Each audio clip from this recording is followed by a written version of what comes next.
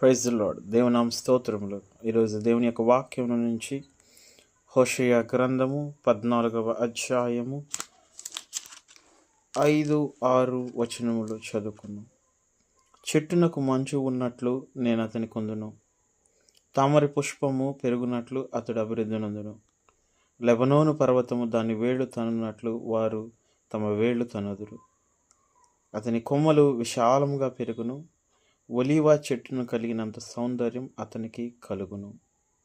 ప్రియ దేవుని బిడ్డలారా, అదేవిధంగా ఇంగ్లీష్లో చూసుకున్నట్లయితే, I'll be like the dew to Israel, he shall grow like the lily and lengthen his roots like Lebanon, his branches shall spread, his beauty shall be like an olive tree and his fragrance like a Lebanon. ప్రియ దేవుని బిడ్డలారా, మొదటిగా చూస్తే దేవుడు ఇశ్రాయేల్ కంటూ ఉన్నాడు, చెట్టునకు మంచు ఉన్నట్లు నేను అతనికి ఉందును. మంచు మనం చూస్తే అవి చిన్న చిన్న వాటర్ డ్రాప్స్, ఈ డ్యూ అంటారు వీటిని. సో వాటిని మనం చూసినట్లయితే అవి ఏం చేస్తాయి అంటే, ఒక చెట్టుకి రెడ్యూసింగ్ ద వాటర్ స్ట్రెస్, నీటి అవసరతను, దానికి ఉన్నటువంటి ఇదిని కొంచెం తగ్గిస్తుంది. అదేవిధంగా లోవర్డ్ హీట్ స్ట్రెస్, ఈ వేడిని తగ్గిస్తుంది. ఇంప్రూవ్స్ సాయిల్ మాయిశ్చర్, అదేవిధంగా ఈ నేలకు ఉన్నటువంటి ఆ మాయిశ్చర్ని ఏం చేస్తుందంటే ఇంప్రూవ్ చేస్తుంది. ఇది కొన్ని కారణాలు. ఈ నీరు లేదా ఈ మంచు ద్వారా వచ్చేటువంటి ఆ చిన్న చిన్న డ్రాప్సే చెట్టుకి, ఆకులకి, గడ్డికి, వీటన్నిటికి కూడా జీవమును కలుగు చేసేదిగా కనబడుతుంది. ఈ రోజున ప్రియ దేవుని బిడ్డలారా, దేవుడు కూడా మీకు, మీ కుటుంబాలకి ఆ విధంగా మీకు జీవమును కలుగు చేసేవారిగా దేవుడు కనబడుతూ ఉన్నాడు. అంతేవిధంగా రెండవదిగా మనం చూస్తే, తామర పుష్పం పెరుగునట్లు అతడు అభివృద్ధి నందును. లిల్లీ ట్రీస్ అవి 6 నుంచి 8 అడుగులు పెరుగుతాయి.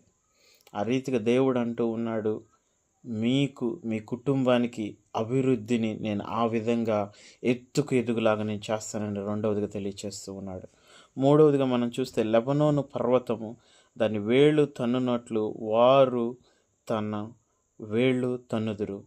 ఈ లెబనోను పర్వతం మీద ఉన్నటువంటి ఈ దేవదారు వృక్షములు ఏమైతే ఉన్నావో వాటి వేరులు చాలా లోతుగా వెదుగుతాయి. లోతుగా వెళ్ళడం వలన అది ఎంత ఎత్తుకెళ్ళినా కానీ దాన్ని మోయగలిగిన సామర్థ్యం ఆ చెట్టు వేర్లకు ఉంటుంది.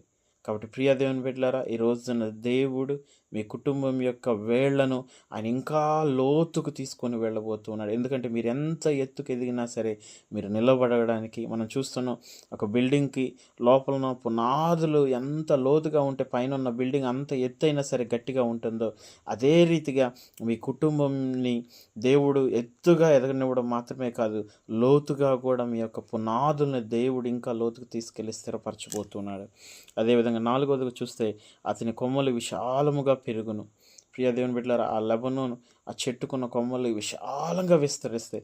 అదే రీతిగా మీ కుటుంబం యొక్క సామర్థ్యాన్ని, మిమ్మల్ని, మీ పనుల్ని, మీరు చేసే ప్రతి ఒక్క వ్యాపారాలను అన్నిటిని కూడా దేవుడు ఏం చెబుతుంటే విశాలంగా చేయబోతూ ఉన్నాడు.